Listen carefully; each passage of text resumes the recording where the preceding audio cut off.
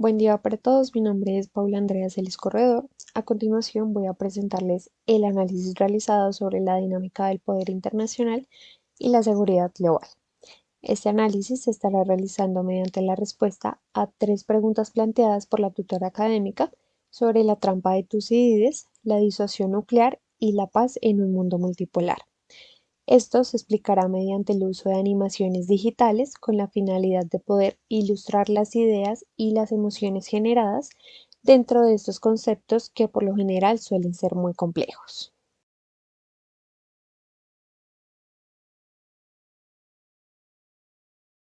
Empecemos por definir en primer lugar qué es o a qué hace referencia la trampa de Tucídides y por qué este concepto toma gran relevancia en pleno siglo XXI. Este concepto describe la alta probabilidad que existe de que se genere un conflicto cuando una potencia emergente amenaza con desplazar a una potencia dominante. Actualmente toma gran relevancia este término por la constante tensión que hay entre Estados Unidos, potencia dominante, y China, potencia emergente.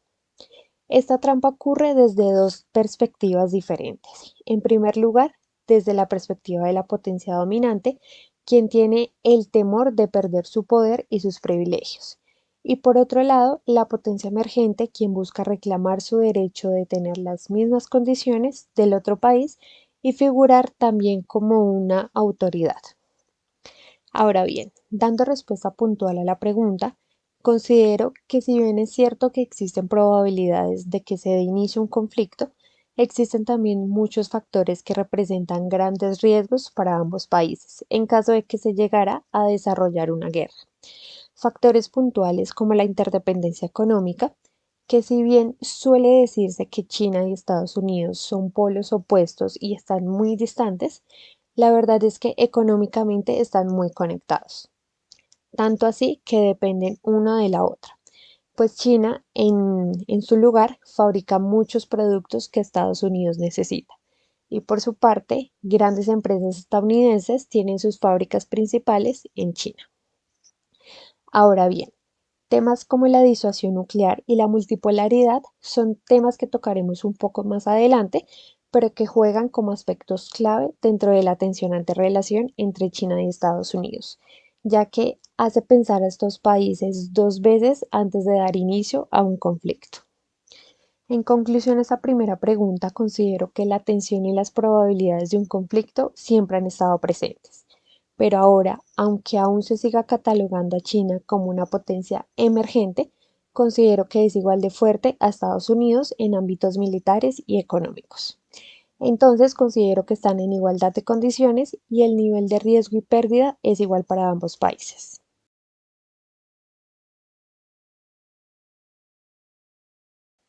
Ahora, con respecto a la pregunta sobre la funcionalidad de la disuasión nuclear, considero que sí puede funcionar, dado que las armas nucleares son un tema de suma importancia y relevancia para los países. En este caso puntual, que ambas potencias cuentan con este tipo de armamentos y son completamente conscientes de los devastadores efectos que pueden causar.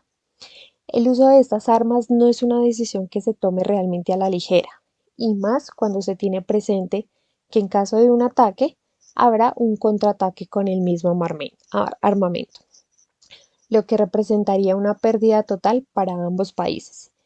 Y es que considero que es precisamente ese miedo a perderlo todo lo que evita que los países se enfrenten en un conflicto. Por otro lado, también considero que estas potencias lo que realmente buscan es generar un temor y por ende ganarse un respeto al mostrar su armamento nuclear.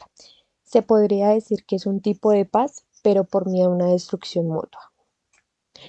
Como conclusión, podría decir que sí funcionaría esta disuasión nuclear siempre y cuando los gobernantes de los países sean mandatarios que gobiernen bajo la lógica y sean seres racionales que no respondan impulsivamente a las acciones de otros países y claramente que no vean las armas nucleares como su primera opción de defensa. Finalmente, en cuanto a la pregunta sobre la multipolaridad o el equilibrio de poder, considero que definitivamente sí es posible mantener la paz mediante estas estructuras del sistema internacional, ya que ambas tienen como finalidad que ningún país figure como dominante y tenga más poder que el resto de países, sino que por el contrario, lo que busca es que haya un equilibrio entre todo el sistema internacional, de forma que el poder esté totalmente distribuido y los países sean más diplomáticos al momento de resolver los conflictos.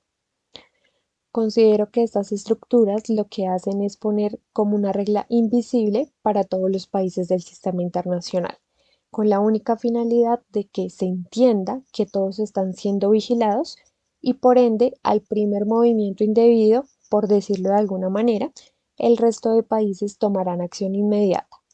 Entonces creo que esto genera que los países sean muy cautelosos y piensen muy bien los movimientos antes de hacerlos.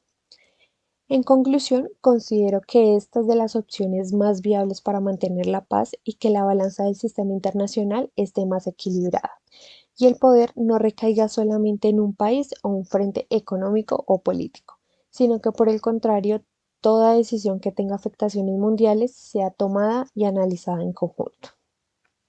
Ahora, en pleno siglo XXI, podemos decir que aunque peligrosa pero efectiva, la disuasión nuclear es una gran opción para frenar una guerra claramente por temor, mientras que por otro lado, la multipolaridad bien ejecutada puede llevar a una construcción de una paz verdadera, que no se base en el terror impuesto, sino por el contrario, que se base en una verdadera disposición de los países por vivir en una sana convivencia.